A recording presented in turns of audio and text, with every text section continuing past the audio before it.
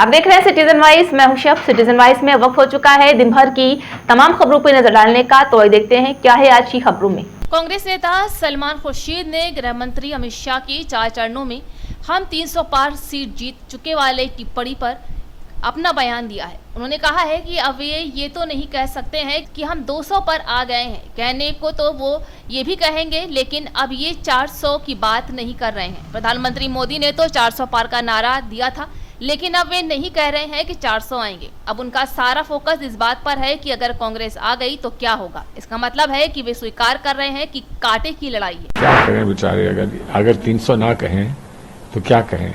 अब ये तो नहीं कह रहे हैं कि 400 आएंगी। भाई 400 भी तो किसी ने कहा था ना, प्रधानमंत्री ने कहा था 400 पार, 400 से ज्यादा। अब वो तो नहीं कह रहे हैं कि 400 आएंगी। अगर कांग्रेस आ गई तो ये होगा, अगर कांग्रेस आ गई तो ये होगा। सारा फोकस तो उस पर आ गया है। तो इसका मतलब कांग्रेस आ रही है या वो आ रहे हैं, वो कम से कम कांटे की लड़ाई तो हो गई है, इसको वो स्वीकार कर रहे हैं। ये बातें तब करी जाती हैं जब कहने को कुछ बचता नहीं है। क्या करें बेचारे, अगर 300 ना कहें तो क्या कहें। वो ये तो नहीं कह सकते कि हम 200 पे आ गए, माफ करना 200 पे आ गए। तो उनको अगर 10-20 सीटें मिलती हों अगले फेज में तो वो भी ना मिलेंगी। तो कहने को तो वो यही कहेंगे। अब ये तो नहीं कह रहे हैं कि 400 आएंगी। भाई 400 भी तो किसी ने कहा था ना, प्रधानमंत्री ने कहा था 400 पार, 400 से ज्यादा। अब वो तो नहीं कह रहे हैं कि 400 आएंगी। अब तो सारा फोकस उनका इस बात पे है कि अगर कांग्रेस आ गई तो ये होगा, अगर कांग्रेस आ गई तो ये होगा। सारा फोकस तो उस पर आ गया है। तो इसका मतलब कांग्रेस आ रही है या वो आ रहे हैं, वो कम से कम कांटे की लड़ाई तो हो गई है, इसको वो स्वीकार कर रहे हैं। उनकी बात में ये बात बड़ी स्पष्ट आ रही है। कौन चुनाव जीतता है वो तो 4 तारीख को ही तय हो जाएगा। तय हो गया है, लेकिन वो खुलेगा 4 तारीख को। तो 4 तारीख तक और थोड़ा सा इंतजार कर लें। हम भी ये कह दें कि हमको इतनी सीटें आ रही हैं, तो वो आ ही थोड़ी जाएंगी। लेकिन जितनी समझ आती है कि इतनी हमारी सीटें आ सकती हैं, उसको ही हम आगे रख सकते हैं और उसी के संबंध में हम आगे अपनी प्लानिंग कर सकते हैं, चाहे वो 1 फेज की बची हो या 2 फेज की बची हो। उनको ये मालूम है कि पाकिस्तान में दुआएं की जा रही हैं। उनको कोई विशेष सूचना है कि पाकिस्तान में दुआएं की जा रही हैं। और जब पाकिस्तान ने हाथ बढ़ाया है उनकी ओर, और जब वो शॉल लेकर गए थे नवाज शरीफ साहब के घर पे, बिना बुलाए, बिना किसी न्योते के, बिना वीजा के, जब वो उनके घर गए थे और उनकी माता जी का उन्होंने सम्मान किया था, एक शॉल ले गए थे दिल्ली से या जहां से भी, तो उस सब का क्या हुआ? वो किसका रिश्ता था, किसके साथ संबंध थे?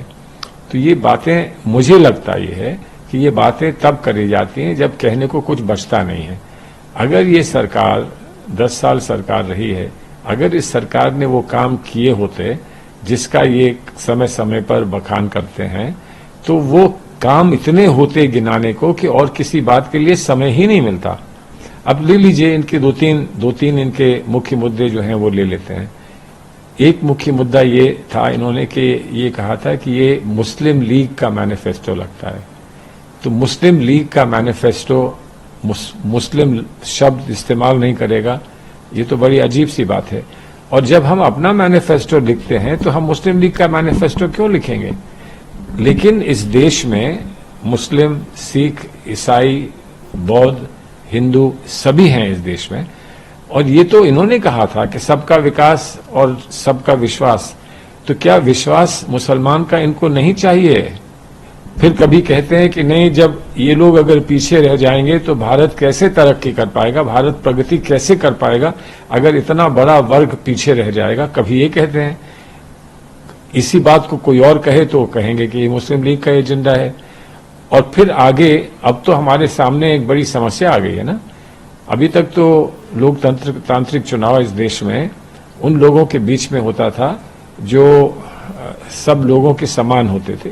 पढ़ा लिखा कोई ज्यादा हो सकता है, समझदारी किसी में ज्यादा हो सकती है, किसी में क्षमता ज्यादा हो सकती है, लेकिन एक मनुष्य के सामने खड़े होकर चुनाव लड़ता था।